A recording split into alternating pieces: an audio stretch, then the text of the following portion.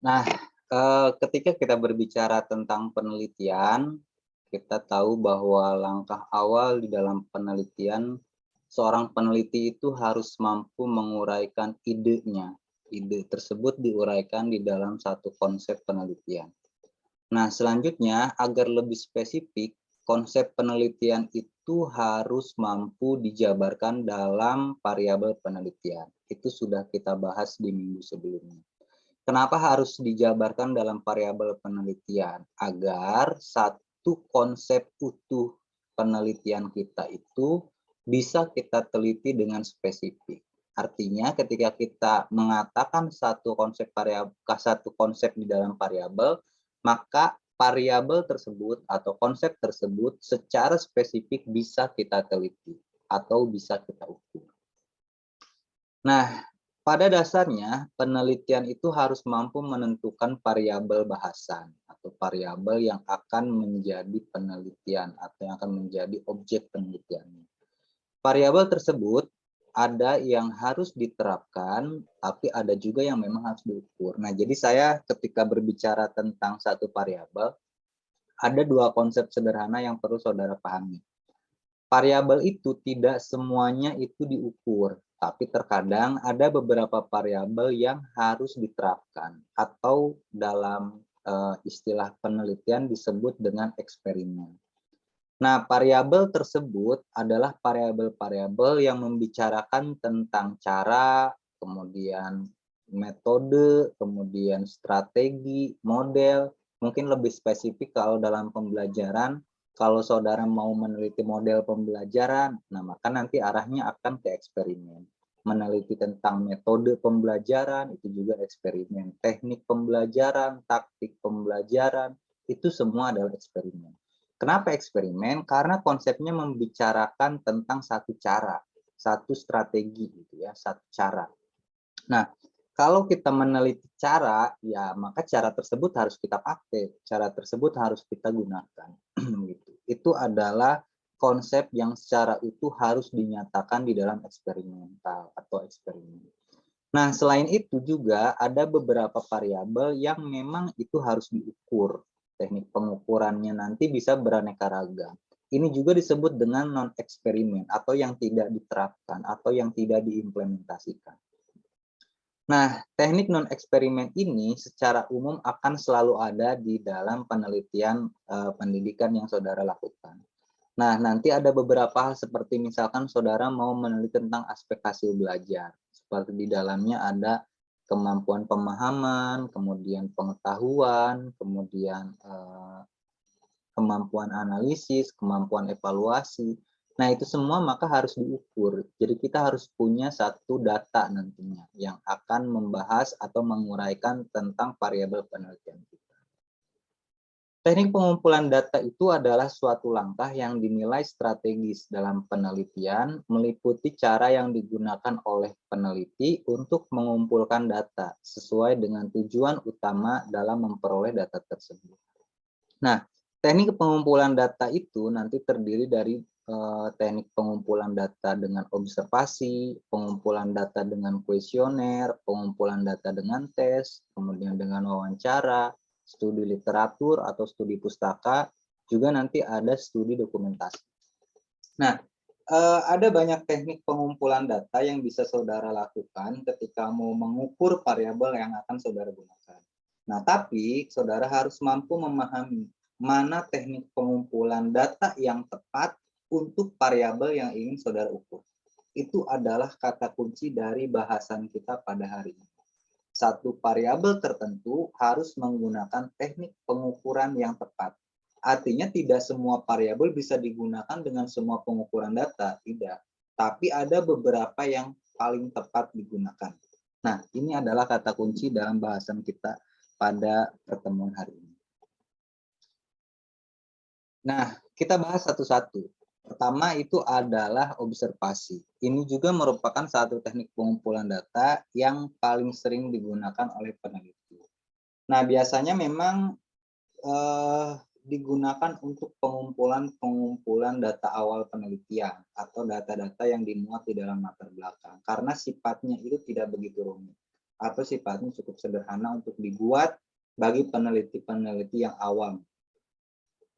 Observasi adalah teknik pengumpulan data yang dilakukan melalui pengamatan secara langsung. Nah, artinya peneliti itu harus terlibat secara langsung dalam mengamati suatu objek di dalam subjek tertentu.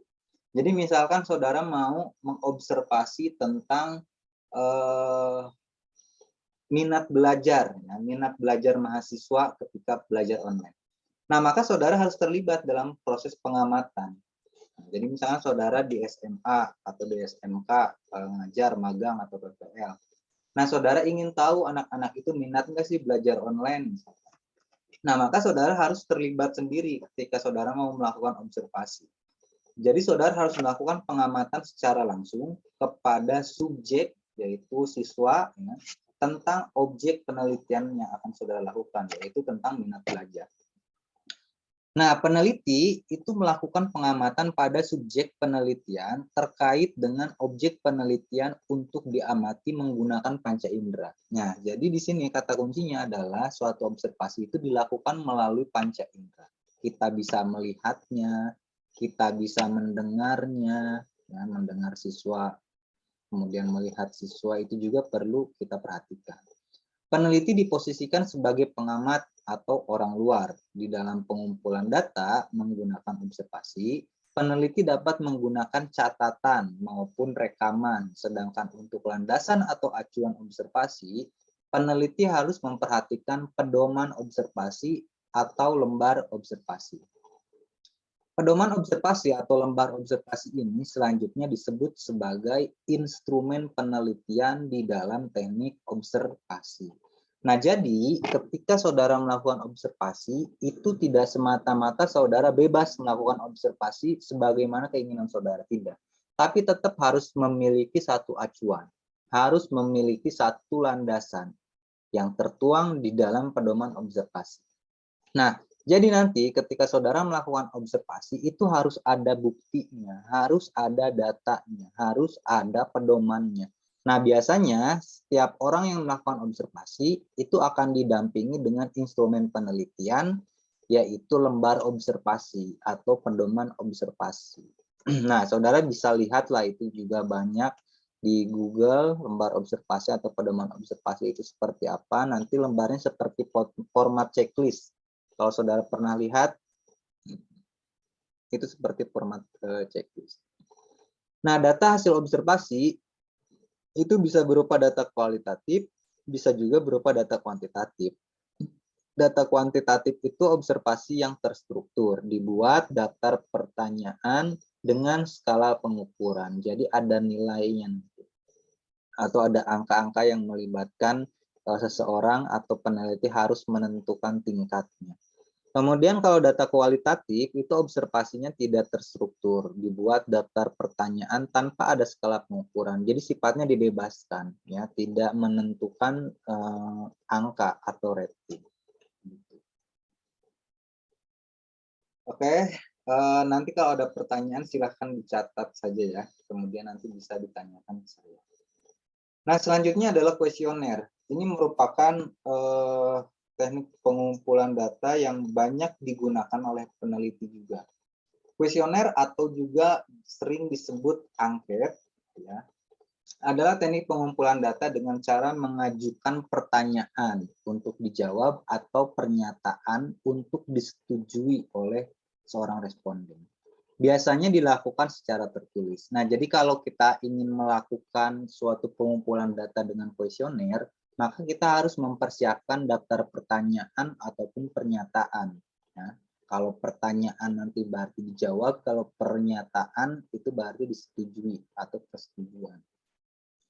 Nah, kuesioner digunakan ketika peneliti ingin mengetahui persepsi atau kebiasaan suatu populasi berdasarkan responden. Nah, kuesioner ini juga disusun berdasarkan indikator penelitian yang disusun di dalam operasionalisasi variabel. Indikator penelitian selanjutnya dirubah di dalam bentuk pertanyaan atau pernyataan. Nah, pertanyaan atau pernyataan dalam angket itu selanjutnya disebut sebagai instrumen penelitian dalam teknik pengumpulan data dengan kuesioner. Nah, di sini siapa aja yang udah pernah ngisi angket ada? Atau nggak tahu angket itu kayak gimana? Ada yang pernah ngisi angket atau ngisi kuesioner? Nah, Pak. Pernah ya? Pernah, Kalian Pak. tahulah. Di sana mungkin sifatnya bisa pertanyaan, bisa juga pernyataan. Nanti itu akan kita bahas lebih detail lagi. Nah, yang jelas ketika saudara akan mengukur suatu objek penelitian atau mengukur suatu variabel, nah, saudara bisa menggunakan kuesioner. Nah, kuesioner yang saudara gunakan nanti itu tidak semata-mata saudara buat ngasal pertanyaannya gitu. Misalkan begini, saya mau buat kuesioner kalian tentang kedisiplinan belajar misalkan. Itu kan tentang skala sikap ya. Saya tuh mau tahu misalkan anak kelas A ini kalau belajar disiplin nggak sih? Kalau mengikuti perkuliahan disiplin tidak anak-anak ini. Nah, tapi saya tidak bisa semata-mata menanyakan menurut Anda disiplin tidak dalam belajar. Nah, tidak gamblang itu dalam membuat kuesioner. Artinya saya harus menentukan dulu bahwa indikator-indikator orang disiplin belajar itu kayak gimana sih? Saya harus tahu dulu itu. Konsep seseorang yang disiplin ketika belajar itu saya harus tahu dulu. Nah, dari mana saya bisa tahu bahwa orang yang disiplin, ya, saya bisa tahu itu dengan melihat atau membaca dari teori-teori yang sudah pernah digunakan sebelumnya. Ya, atau teori-teori yang membahas tentang hal tersebut. Misalkan ada teori menurut Yudo Ramaprijal misalkan ya, yang mengatakan bahwa seseorang itu dikatakan disiplin dalam belajar ketika dia menunjukkan ciri-ciri misalkan masuknya nggak pernah telat, itu disiplin. Kemudian mengumpulkan tugas tidak pernah telat, itu juga disiplin dalam pelajarannya. Kemudian kalau ditanya dia akan selalu menjawab, kemudian pas respon. Kemudian kalau UTS UAS dia akan mengikuti tepat waktu, nggak pernah ngumpulin lewat WA atau lewat email, pasti selalu di e-learning. Nah, misalkan itu adalah indikator-indikator yang saya sebutkan, yang disebutkan oleh teori dari Pak Yudo. Nah, teori itu saya jadikan sebagai indikator atau saya jadikan operasional variabel untuk menentukan kuesioner saya, untuk menentukan pertanyaan atau pernyataan saya. Nah, sehingga apa yang saya tanyakan atau yang saya buat pernyataan gitu ya, atau pernyataan yang saya buat untuk kalian isi itu adalah pertanyaan atau pernyataan yang memiliki dasar teori. Gitu. Nah, jadi itu yang menjadi kata kunci dalam kuesioner, bahwa setiap pertanyaan atau pernyataan harus memiliki dasar teori yang kuat. Begitu. Nah, ini tentang kuesioner. Kuesioner juga bisa menghasilkan data kuantitatif, bisa juga menghasilkan data kualitatif. Biasanya kalau kuesioner yang menghasilkan data kuantitatif itu kuesioner yang sifatnya tertutup. Artinya peneliti menyediakan alternatif jawaban. Seperti misalkan sangat setuju sampai sangat tidak setuju, itu adalah alternatif jawaban yang disediakan. Kemudian kalau data kualitatif, nanti kuesionernya biasanya terbuka, yaitu tidak disediakan jawaban. Artinya si subjek penelitian itu boleh menjawab apapun sesuai dengan apa yang memang dia rasakan atau dia ingin ungkapkan. Nah, itu adalah data kualitatif yang nanti bisa dihasilkan melalui kuesioner.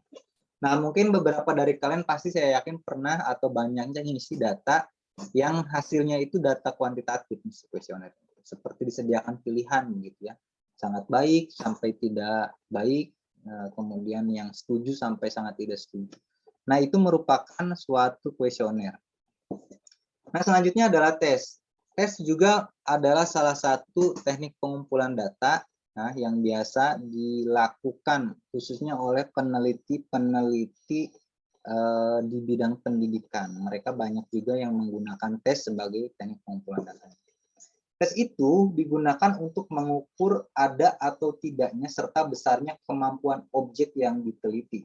Jadi kita mau tahu ya tentang ada atau tidaknya atau besarnya gitu. Dalam penelitian pendidikan, tes adalah teknik pengumpulan data dengan cara mengajukan pertanyaan untuk dijawab dengan tujuan menguji kemampuan atau pengetahuan. Tes digunakan ketika peneliti ingin mengetahui kemampuan atau pengetahuan subjek penelitian. Nah, jadi yang perlu saudara berikan catatan untuk tes, ya, untuk tes tes ini boleh digunakan kalau yang saudara ukur itu adalah kemampuan atau pengetahuan. Ya, jadi saudara harus bisa membedakan mana yang masuk dalam kategori kemampuan ataupun pengetahuan. Kalau saya bicara kemampuan berpikir kritis atau berpikir kritis, nah maka diukurnya ya pasti menggunakan tes. Tidak bisa pakai kuesioner tadi ya, tidak bisa pakai angket. Itu tetap mutlak harus tes. Saya mau mengukur pemahaman kalian tentang kemampuan membuat jurnal umum, ya itu juga harus dites. Tidak bisa saya tanyakan atau tidak bisa saya buat angket gitu ya. Karena yang saya tanyakan itu adalah kemampuan otak kalian gitu, kemampuan pengetahuan kalian. Nah, jadi di sini perlu diperhatikan karena itu di dalam di dalam mata kuliah evaluasi pendidikan, evaluasi pembelajaran, mungkin kalian juga pernah, saudara-saudara pernah buat soal-soal berdasarkan KD. Nah, itu kan soal yang dibuat untuk mengukur kemampuan atau untuk mengukur pengetahuan seseorang. Nah, tes juga disusun berdasarkan indikator penelitian yang disusun dalam operasionalisasi variabel dan berdasarkan indikator soal, ya, bisa berdasarkan KKO, kata kerja operasional, atau high order thinking skill yang disusun di dalam kisi-kisi soal. Nah, kalau tadi kita bicara angket atau kuesioner itu disusun berdasarkan teori ya, berdasarkan teori. Nah, maka tes ini nanti akan sedikit panjang. Saudara juga mungkin sudah pernah membuat soal. Soal itu kan sebetulnya tidak begitu saja bisa kita buat. Tapi kita harus tahu dulu indikator penelitian. Kemudian kita juga harus tahu nanti indikator soal atau KKO-nya. Nanti itu harus jelas. Nah, semua itu dirangkum di dalam kisi-kisi soal. Indikator variabel dan indikator soal itu harus disesuaikan dan selanjutnya dijadikan soal. Bentuk pertanyaan bisa berupa objektif tes atau pilihan ganda, bisa juga soal esai atau uraian. Nah, pertanyaan dalam soal tes selanjutnya disebut instrumen penelitian di dalam teknik pengumpulan data dengan tes. Hasil tes akan menghasilkan data kuantitatif. Nah, kalau saudara tahu bahwa pertanyaan ya itu atau butir-butir pertanyaan di dalam soal yang sering kita buat, yang sering saudara isi, itu merupakan instrumen, dinamakan sebagai instrumen penelitian di dalam teknik pengumpulan data. Jadi itu harus mampu saudara jelaskan. Nah, selanjutnya wawancara. Saudara dalam mengumpulkan atau dalam mengetahui satu informasi biasanya juga suka melakukan wawancara. Nah, wawancara juga itu sebetulnya merupakan salah satu teknik pengumpulan data. Wawancara dilakukan dengan cara tanya jawab ya, dengan responden atau informan untuk memperoleh informasi yang dibutuhkan untuk penelitian. Wawancara digunakan untuk menggali informasi atau persepsi subjektif dari informan terkait topik yang ingin diteliti. Nah, peneliti sebelumnya harus menyiapkan dulu pertanyaan-pertanyaan atau daftar pertanyaan yang akan ditanyakan nanti kepada orang yang kita wawancarai. Daftar pertanyaan dalam wawancara selanjutnya itu disebut dengan instrumen penelitian. Nah, dalam teknik pengumpulan data dengan wawancara. Pertanyaan yang diajukan pada responden harus sesuai dengan indikator di dalam variabel penelitian. Nah, jadi sama ya, wawancara juga itu harus diajukan atau bisa diajukan atas dasar indikator variabel penelitian. Pelaksanaan wawancara dapat didukung dengan rekaman atau dalam tulisan. Nah, jadi biasanya untuk mempermudah mengetahui isi wawancara, kita kadang suka melakukan rekaman, merekam gitu. Kalau sekarang mungkin bisa menggunakan video ya, di video bagaimana kita melakukan wawancara dengan informan. Nah, datanya nanti bisa kuantitatif, bisa juga kualitatif. Wawancara terstruktur namanya untuk data kuantitatif dan wawancara tidak terstruktur. Nah, kemudian ada juga teknik lain yang sejenis seperti FGD atau forum grup diskusi ya, atau forum grup diskusi. Nah, FGD ini juga buat saudara-saudara yang belum tahu. Biasanya kalau kita mau menentukan suatu kebijakan begitu ya, suatu putusan, biasanya juga kita biasanya menggunakan FGD. Gitu ya. Selain daripada ada rapat begitu. Nah, nanti juga ada saudara mengenal FGD. Biasanya FGD itu melibatkan lebih banyak lagi orang. Nah, jadi kita di sana melakukan satu putusan tentang satu kebijakan yang misalkan akan dikeluarkan gitu. Nah, mungkin beberapa dari kalian juga pernah lah melakukan FGD di prodi kita gitu ya, khususnya yang pernah ikut diundang kemarin khususnya dalam kegiatan Merdeka Belajar juga banyak melakukan FGD. Nah, selanjutnya ada studi literatur. Studi literatur itu seperti kita pengumpulan data melalui buku gitu ya, melalui buku yang relevan, bisa juga melalui artikel ilmiah, bisa juga melalui suatu berita maupun sumber-sumber kredibel lainnya yang terkait dengan topik penelitian. Studi pustaka dapat menguatkan latar belakang dilakukannya penelitian dan memungkinkan kita untuk mempelajari penelitian-penelitian terdahulu, sehingga kita dapat menghasilkan penelitian yang lebih baru. Nah, hasil data dari studi literatur hanya menghasilkan data kualitatif. Nah, biasanya kalau saudara-saudara juga seperti membuat makalah. Makalah itu kan sebetulnya harus dibuat berdasarkan studi literatur atau studi pustaka. Cuman kadang kita bikin makalah itu suka kopas dengan isi-isinya. Nah, padahal konsep utama seperti membuat makalah ilmiah, artikel ilmiah, kita itu mencari jawaban atas dasar penelitian orang lain. Misalnya saya melakukan penelitian. Nah, kemudian misalkan dari kalian itu ingin tahu hasil penelitian saya itu apa sih, kemudian kalian buat penelitian ulang, tapi hasilnya meneliti atau mereview hasil dari penelitian saya. Itu juga bisa dilakukan.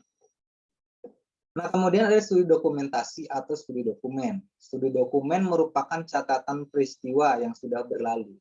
Nah, biasanya ini merupakan satu kejadian-kejadian yang di-draft begitu, yang atau didokumentasikan di dalam file atau di dalam gambar atau karya-karya monumental dari seseorang.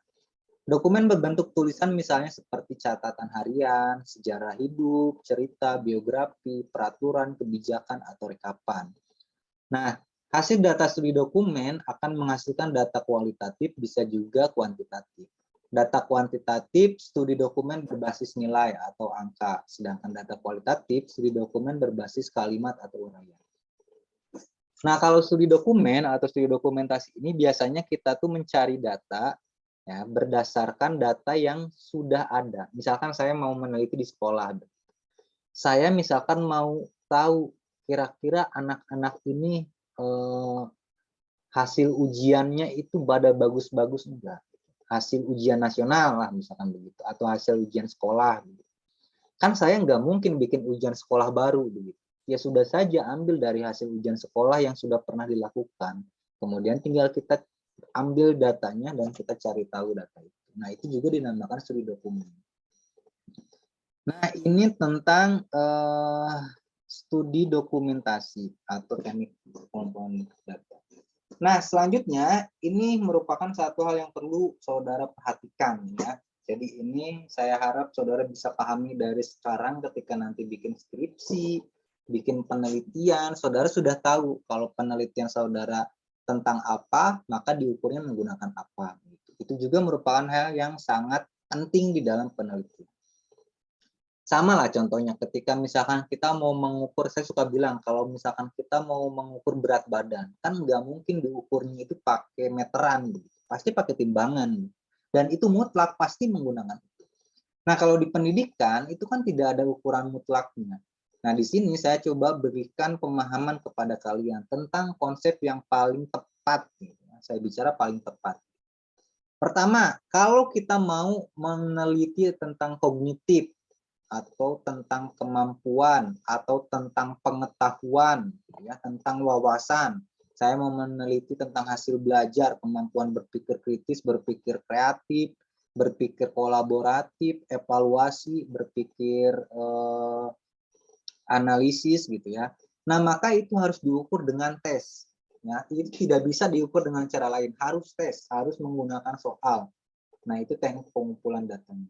Nah, kemudian kalau kita mau meneliti tentang kemampuan tentang afektif gitu ya, atau tentang psikologi, atau tentang sikap, tentang perilaku seseorang, tentang kondisi mental seseorang gitu ya, kejiwaan seseorang. Nah, maka itu harus menggunakan kuesioner.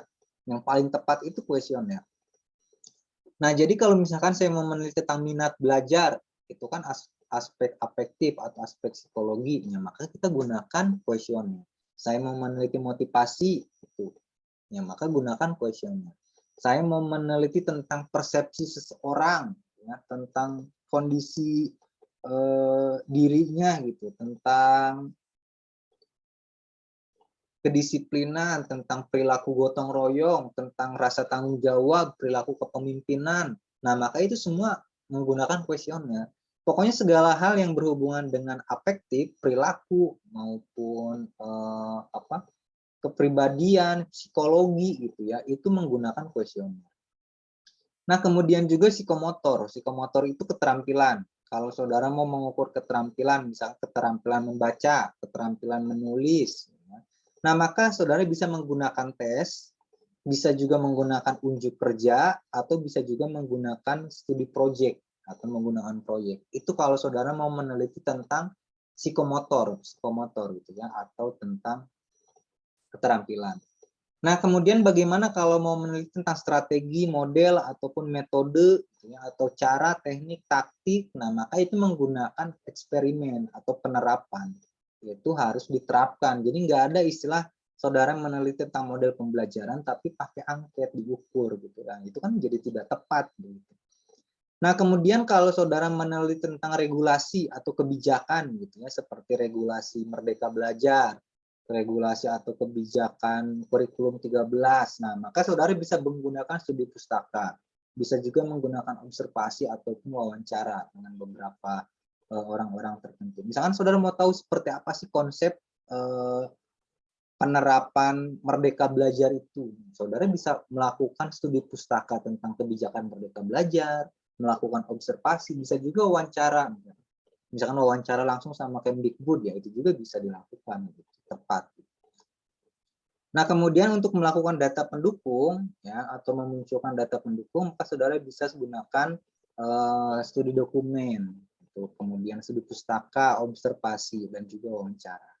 Nah, ini merupakan kajian penelitian di dalam bidang pendidikan. Ini sebetulnya bukan suatu teori yang utuh, cuman kadang saya suka menggunakan ini untuk mempermudah peneliti-peneliti yang baru mau coba, yang baru mau memulai bagaimana cara membuat suatu penelitian.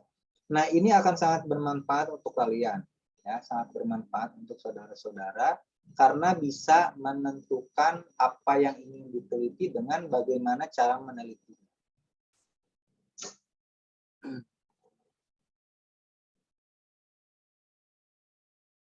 Ini nggak usah.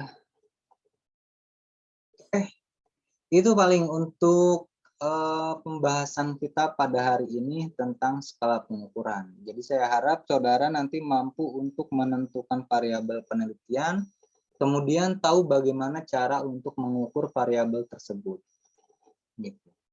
Silakan, setelah sekian panjang, silakan kalau ada yang ingin ditanyakan. Saya rasa banyak pertanyaan kalau saudara menyimak dengan baik. Silakan kalau ada yang ditanyakan.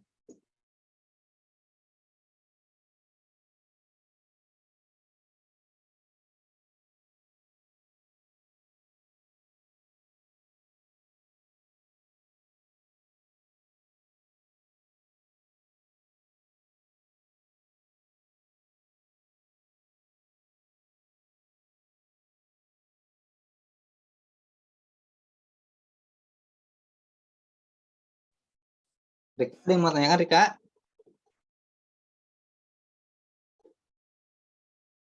Enggak, Bapak. Mutiara, Arif, Kanita? Ya, Pak. Ada yang ingin ditanyakan?